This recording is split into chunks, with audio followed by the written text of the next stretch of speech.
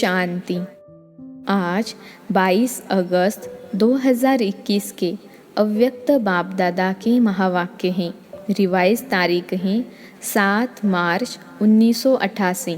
मुरली का सार है भाग्यवान बच्चों के श्रेष्ठ भाग्य की लिस्ट। आज भाग्य विधाता बाप दादा अपने भाग्यवान बच्चों को देख रहे हैं। हर एक ब्राह्मण बच्चे का भाग्य दुनिया की साधारण आत्माओं में से अति श्रेष्ठ है, क्योंकि हर एक ब्राह्मण आत्मा कोटों में से कोई और कोई में से भी कोई है। कहा 550 करोड़ आत्माएं और कहा आप ब्राह्मणों का छोटा सा संसार है। उन्होंने अंतर में कितने थोड़े हो, इसलिए अज्ञानी अनजान आत्माओं के अंतर में आप सभी ब्राह्मण श्रेष्ठ भाग्यवान हो। बाप दादा देख रहे हैं कि हर एक ब्राह्मण के मस्तक पर भाग्य की रेखा बहुत स्पष्ट तिलक के समान चमक रही है।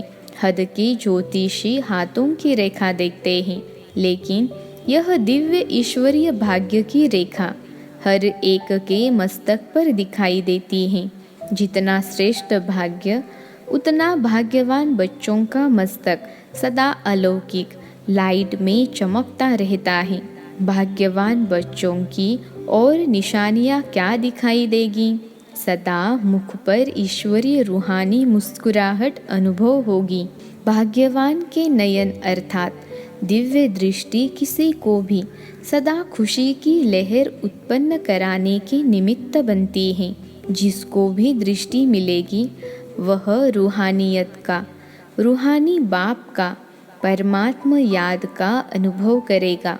भाग्यवान आत्मा के संपर्क में हर एक आत्मा को हल्कापन अर्थात लाइट की अनुभूति होगी।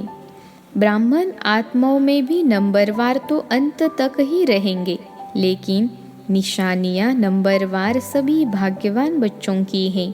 आगे और भी प्रत्यक्ष होती जाएगी। अभी थोड़ा समय को आगे बढ़ने दो। थोड़े समय में जब अति और अंत दोनों ही अनुभव होगा तो चारों ओर अनजान आत्माएं हद के वैराग्य वृत्ति में आएगी और आप भाग्यवान आत्माएं बेहद के वैराग्य वृत्ति के अनुभव में होगी।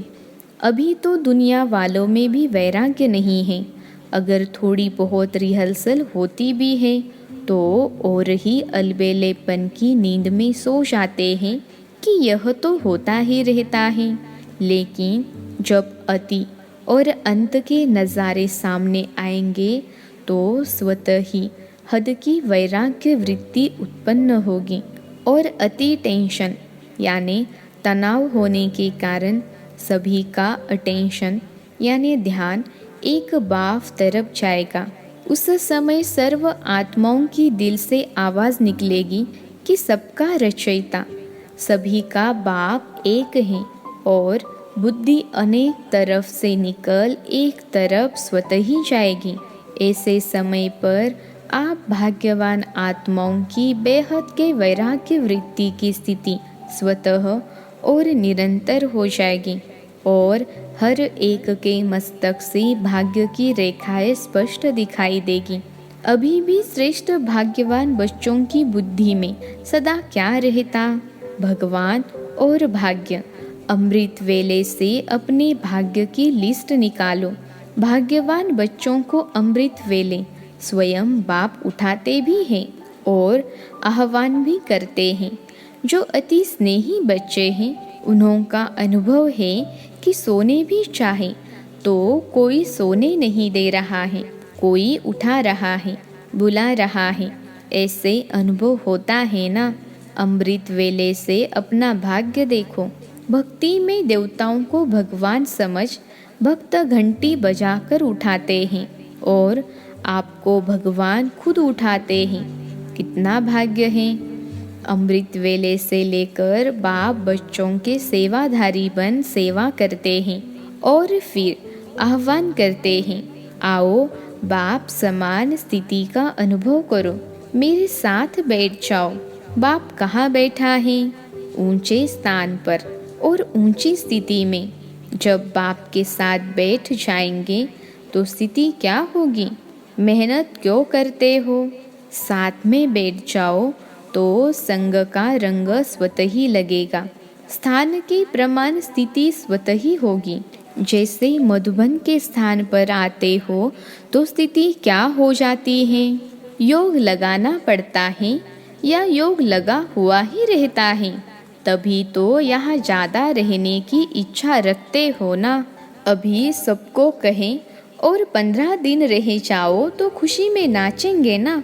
तो जैसे स्थान का स्थिति पर प्रभाव पड़ता है, ऐसे अमृत वेले या तो परम धाम में या सूक्ष्म वतन में चले जाओ, बाप के साथ बैठ जाओ।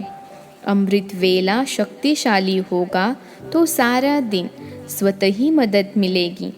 तो अपने भाग्य को स्मृति में रखो। वाह मेरा भाग्य! दिनचर्या ही भगवान से शुरू होती। फिर अपना भाग्य देखो। बाप स्वयं शिक्षक बन कितना दूर देश से आपको पढ़ाने आता है।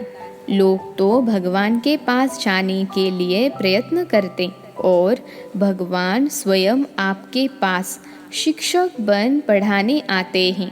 कितना भाग्य है और कितने समय से सेवा की ड्यूटी बजा रहे हैं। कभी स्तुति करता है, कभी बहाना लगाता है।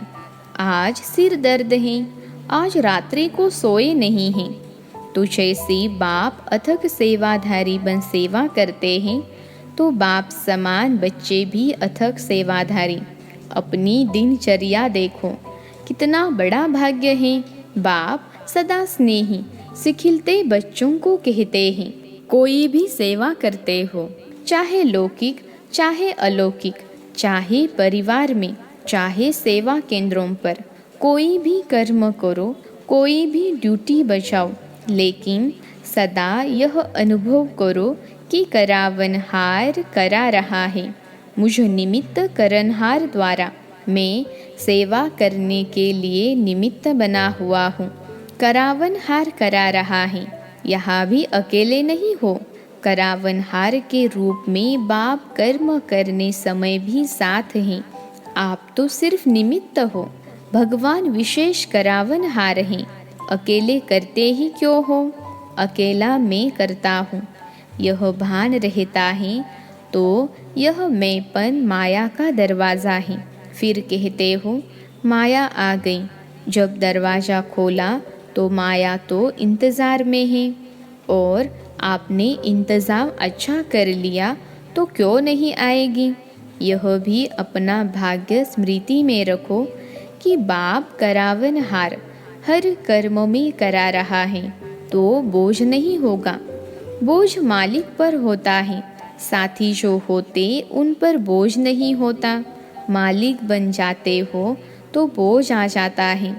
मैं बालक हूँ और मालिक बाप है। मालिक मुझ बालक से करा रहा है। बड़े बन जाते हो तो बड़े दुख आ जाते हैं। बालक बनकर मालिक के डायरेक्शन पर करो। कितना बड़ा भाग्य है यह। हर कर्म में बाप जिम्मेवार बन हल्का बनाए उड़ा रहे हैं। होता क्या है, जब कोई समस्या आती है तो कहते हो बाबा अभी आप जानो, और जब समस्या समाप्त हो जाती है तो मस्त हो जाते हो। लेकिन ऐसे करो ही क्यों जो समस्या आवे। करावनहार बाप के डायरेक्शन प्रमाण हर कर्म करते चलो तो कर्म भी श्रेष्ठ, और श्रेष्ठ कर्म का फल सदा खुशी, सदा हल्कापन, फरिश्ता जीवन का अनुभव करते रहेंगे। फरिश्ता कर्म के संबंध में आएगा, लेकिन कर्म के बंधन में नहीं बंधेगा। और बाप का संबंध करावनहार का जुटा हुआ है। इसलिए निमित्त भाव में कभी मैंपन का अभिमान नहीं आता है। सदा निर्माण बन निर्माण का कार्य करेंगे तो कितना भाग्य है आपका। और फिर ब्रह्मा भोजन खिलाता कौन है? नाम ही है ब्रह्मा भोजन। ब्रह्म भोजन नहीं, ब्रह्मा भोजन। तो ब्रह्मा यज्ञ का सदा रक्षक है। हर एक यज्ञ वत्स व ब्रह्मवत्स के लिए ब्रह्मा बाप द्वारा ब्रह्मा भोजन मिलना ही है। लोग तो वैसे ही कहते हैं कि हमको भगवान खिला रहा है। मालूम है नहीं भगवान क्या, लेकिन खिलाता भगवान है। लेकिन ब्राह्मण बच्चों को तो बाप ही खिलाता है। चाहे लोग की कमाई भी करके पैसे जमा करते, उसी से भोजन मांगते भी हो, लेकिन पहले अपनी कमाई भी बाप के भंडारे में डालते हो। बाप के भंडारी भोलानाथ का भंडारा बन जाता है। कभी भी इस विधि को भूलना नहीं, नहीं तो सोचेंगे हम खुद कमाते खुद खाते हैं। वैसे तो ट्रस्टी हो, ट्रस्टी का कुछ भी नहीं होता है। हम अपनी कमाई से खाते हैं, यह संकल्प भी नहीं उठ सकता। जब ट्रस्टी हैं तो सब बाप के हवाले कर दिया, तेरा हो गया, मेरा नहीं। ट्रस्टी अर्थात तेरा और गृहस्थी अर्थात मेरा। आप कौन हो? गृहस्थी तो नहीं हो ना। भगवान खिला रहा है, ब्रह्मा भोजन मिल रहा है। ब्राह्मण आत्माओं को यह नशा स्वतः ही रहता है और बाप की गारंटी है। 21 जन्म ब्राह्मण आत्मा कभी भूखी नहीं रह सकती। बड़े प्यार से दाल रोटी सब्जी खिलाएंगे। यह जन्म भी दाल रोटी प्यार की खाएंगे, मेहनत की नहीं।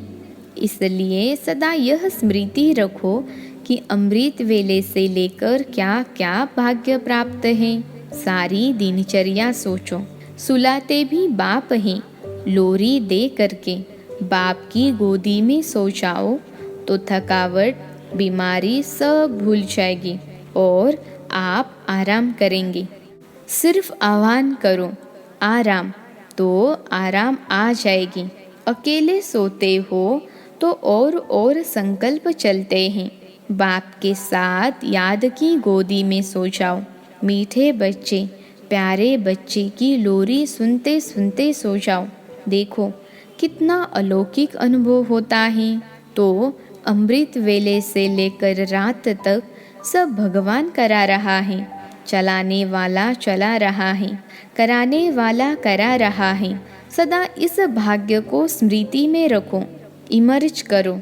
कोई हद का नशा भी जब तक पीते नहीं तब तक नशा नहीं चढ़ता। ऐसे ही सिर्फ बोतल में रखा हो तो नशा चढ़ेगा। यह भी बुद्धि में समाया हुआ तो है, लेकिन इसको यूज करो।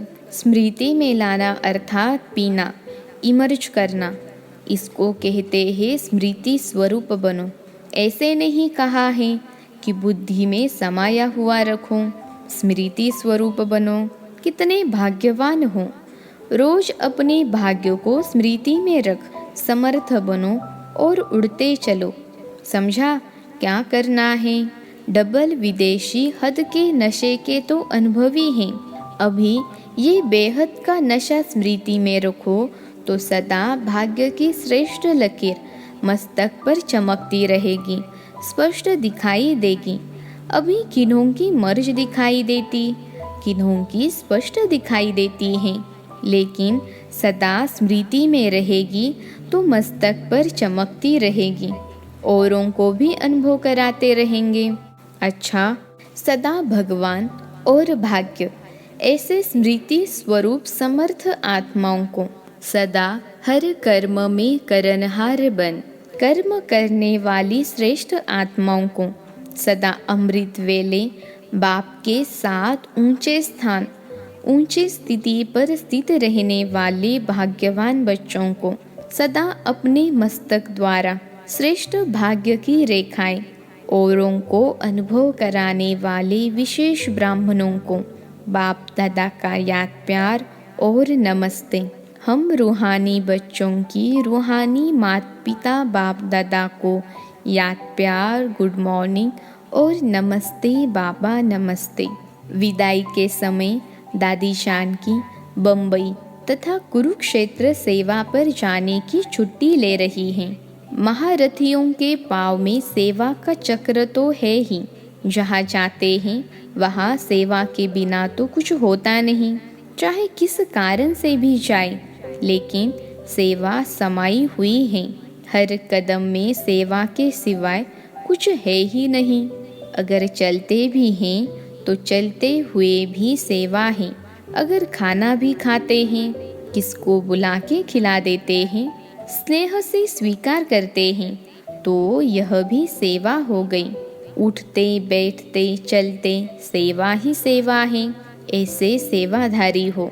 सेवा का चांस मिलना भी भाग्य की निशानी है। बड़े चक्रवर्ती बनना है तो सेवा का चक्र भी बड़ा है। अच्छा, आज का वरदान है तमोगुनी वायुमंडल में अपनी स्थिति एकरस अचल अडोल रखने वाले मास्टर सर्वशक्तिमान भव। तमोगुनी वायुमंडल में अपनी स्थिति एकरस अचल अडोल रखने वाले मास्टर सर्वशक्तिमान भव। विश्लेषण है, दिन प्रतिदिन परिस्थितियाँ अति तमोप्रधान बननी हैं। वायुमंडल और भी बिगड़ने वाला है। ऐसे वायुमंडल में कमल पुष्प समान न्यारे रहना, अपनी स्थिति सतोप्रधान बनाना, इसके लिए इतनी हिम्मत व शक्ति की आवश्यकता है। जब यह वरदान स्मृति में रहता कि मैं मास्टर सर्वशक्तिमान हूँ, तो चाहे प्रकृति द्वारा, चाहे लौकिक संबंध द्वारा, चाहे देवी परिवार द्वारा कोई भी परीक्षा आ जाए, उसमें सदा एक रस अचल अडोल रहेंगे। आज का स्लोगन है, वरदाता बाप को अपना सच्चा साथी बना लो तो वरदानों से झोली भरी रहेगी। वरदाता बाप को अपना सच्चा साथी बना लो तो वरदानों से झोली भरी रहेगी। अच्छा, ओम शांति।